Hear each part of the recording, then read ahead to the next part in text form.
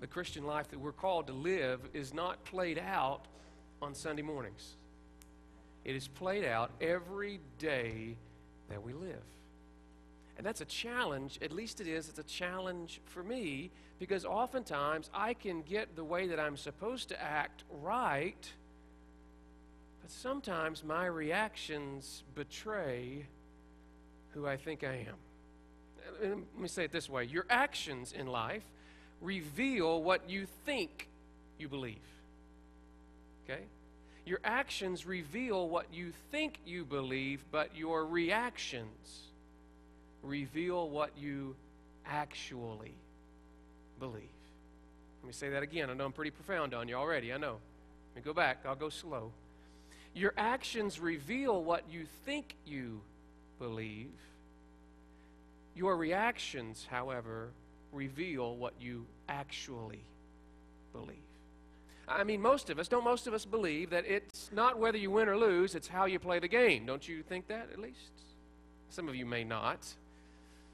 But that's something we ought to do, right? Because it shouldn't really matter, and we can sit at a ball game and be totally okay until the last couple of seconds and our team is behind and our child or our kid is running down the floor trying to make that last shot, get fouled, and the referee doesn't call it.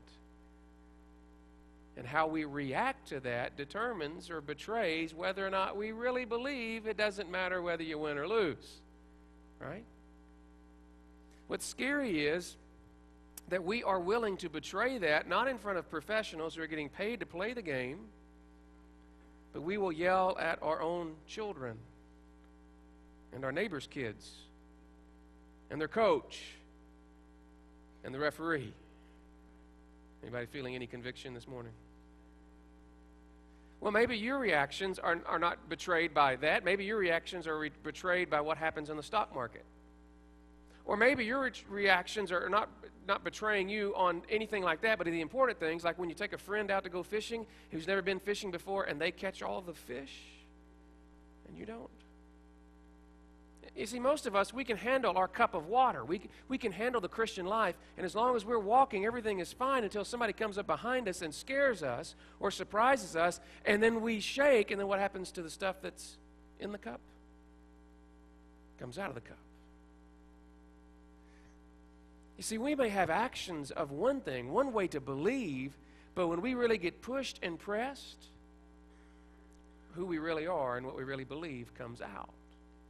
Now, why is that important? Well, it's important because the verse that we're in now in our series in Romans chapter 12 is going to shake some of us.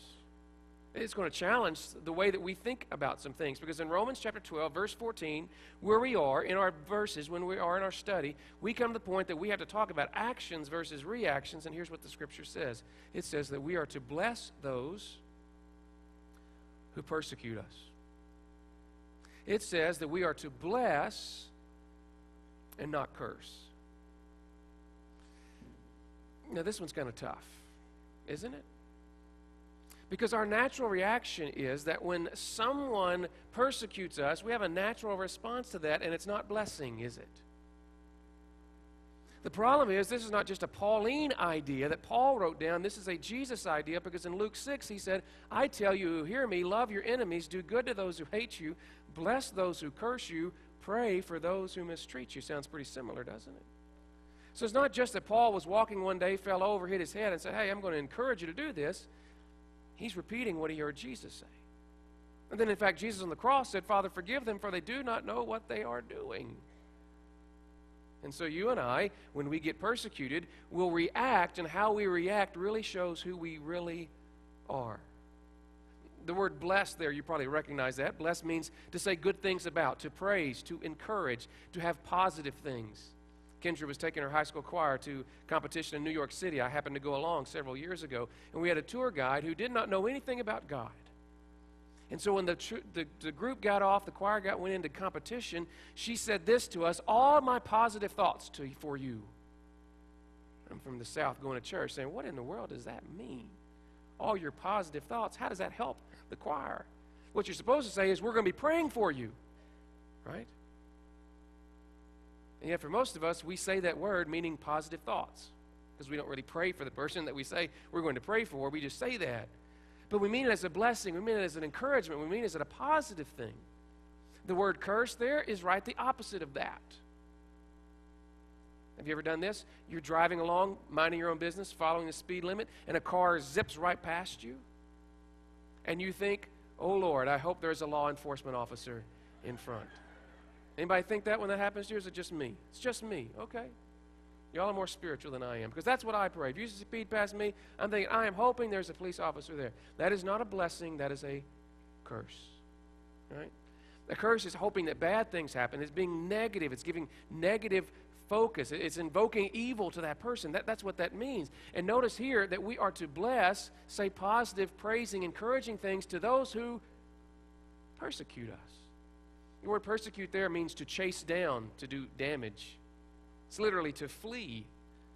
So those who are chasing us to hurt us, have you ever been chased by somebody who's out to hurt you? Maybe it was a goose or something like that, or maybe you've been in a petting zoo or something, and you've irritated somebody and you're running for your life. Maybe you had an incident with a goose or something. Here's what he's saying. Paul says to us that we are to bless those who are chasing us to hurt us. That sounds crazy, doesn't it?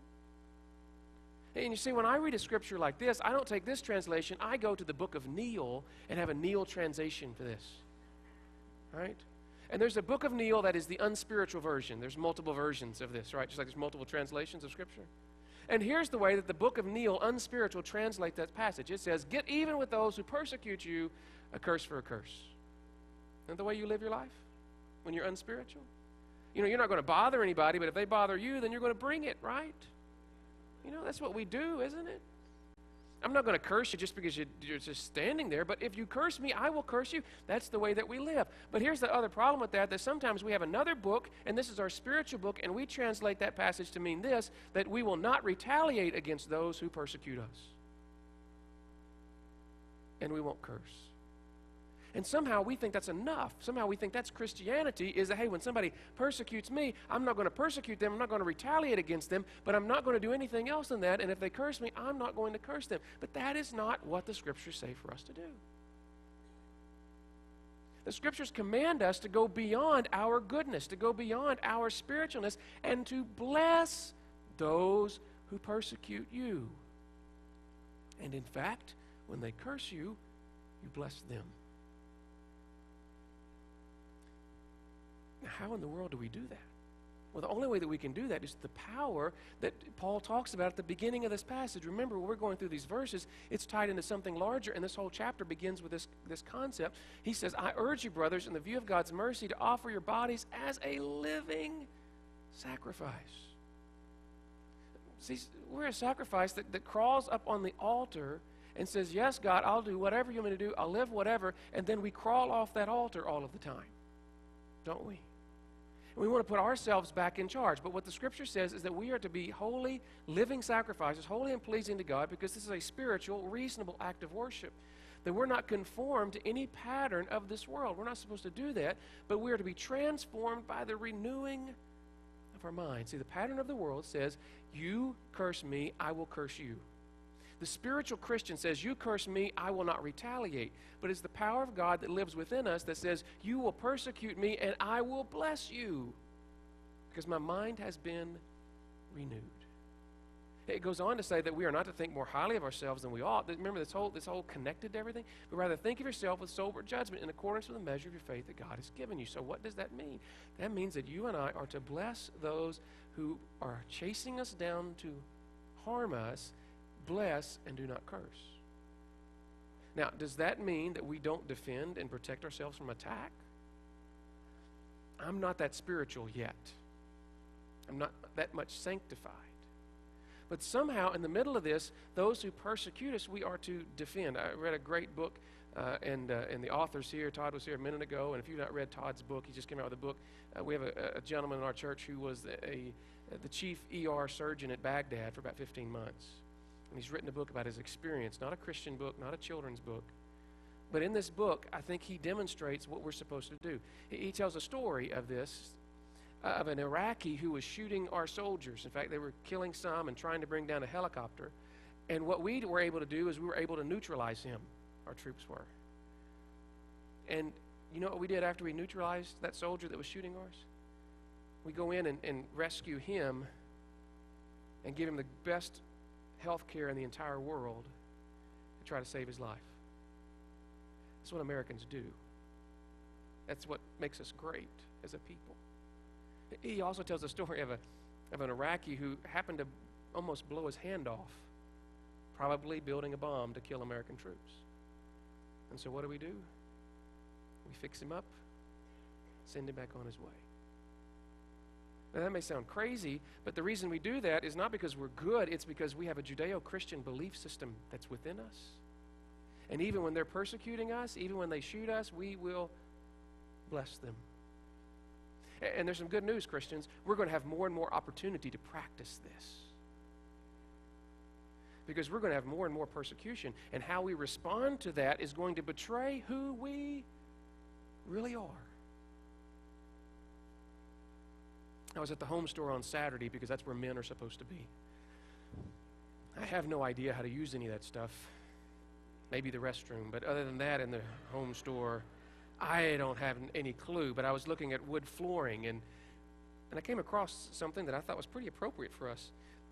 There's different kinds of wood flooring. I know you know this is kind of new to me, but you know this, right? There's a wood flooring that's called laminate. And there's nothing wrong with laminate. Laminate's good. So if the Lord has you have laminate in your house, may the Lord bless you for laminate, okay? Not criticizing laminate flooring, but laminate flooring has a real thin layer of something that looks like wood, but it's not quite really wood. Kind of like plastic, real thin layer. And then underneath that is fake wood, particle board, powder that's kind of glued together. And you can put that on your floors, and if people aren't looking too carefully at that, they'll think, wow, really nice wood floors. It's not really a wood floor. Then there's this other thing called engineered flooring. Engineered flooring is where they take real wood and they put a little thin coat of real wood on some fake wood to make it look like it's real wood. Has a better feel, has a better understanding of that. But then, if you got a lot of money, you can get like real wood floors that are real wood. I mean, it's wood. I got a sample of it. It's like wood all the way through, real wood. These others, have got a little thin layer of wood, and then some. I mean, it's fake wood, and then you got some other kind of things. We've got all those kind of options. And here's the whole question and the whole point for today. It's pretty simple: is which one are you really? How far does your Christian faith really go in your life? Have you just applied a thin little veneer of Christianity on top? Where from a distance it looks like you really are a believer? I love our Life Center because I like to take people in there because it's a pretty cool building. And so I'll walk on the track and I will have people to look down on the floor. And oftentimes, as people walking on the track, never been on the floor, they look at that floor and they go, wow, that's a really nice wood floor. Till they get on the main level and they walk on the floor and they go, oh man, this is just rubber. This is vinyl. Is that what somebody would say about you in your Christian walk? Do you look good from a distance? But they get up close to you, and the way that you react to things demonstrate that it's just a really thin veneer of this Christianity thing that you've got on top of that. Or when you are in charge of something that just is devastating to you and something comes to you, how do you react to that? Can you demonstrate a sanctifiedness, a following of Christ that goes all the way through? Well, if you want to test yourself, it's not on your actions should you test yourself, but it's on your reactions.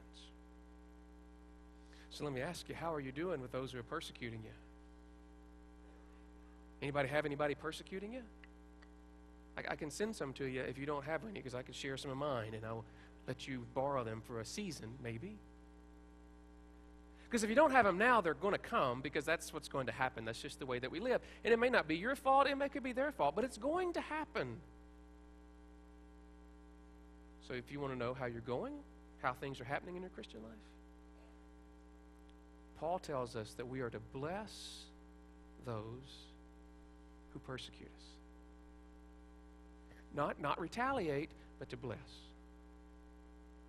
And then we're not to just not curse them, which is hard enough sometimes, isn't it? But we're to bless and not curse. If you have laminate flooring in your house, that's great. Love it. But if you have a laminate Christianity, not so good. The calling is to be faithful to God in all things, our actions and our reactions. Bless those who persecute you. Bless and do not curse. Would you bow your heads, close your eyes this morning?